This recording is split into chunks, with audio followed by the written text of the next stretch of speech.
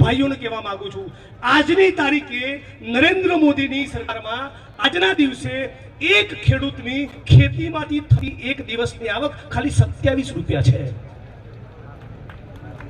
કેટલા? 27 રૂપિયા.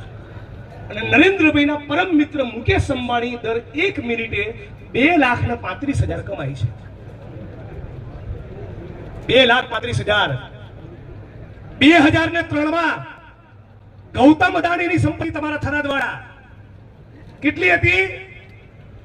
25,000 કરોડ. અને આજે 7,47,000 કરોડ. ગુજરાત સરકારનું બજેટ કેટલું? 3 લાખ કરોડ. 6.5 કરોડ જનતા માટે જે બજેટ છે એનાથી ડબલ પૈસો આ ગૌતમ અદાણી લૂંટીને બેઠો છે.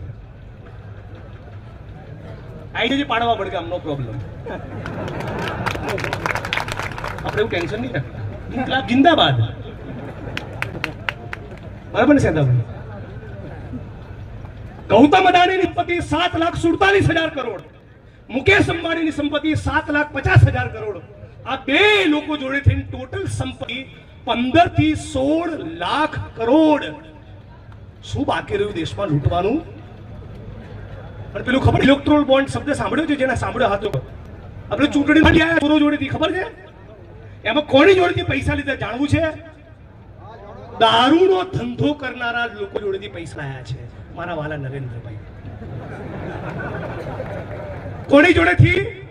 દારૂનો ધંધો કરનારી કંપની જોડેથી આ પ્રભુ શ્રી રામના ભક્ત માનની નરેન્દ્ર દામોદર દાસ મોદી ગંડોળ લીયા છે. હજી કહું, માણસોના, ભારતના સામાન્ય નાગરિકો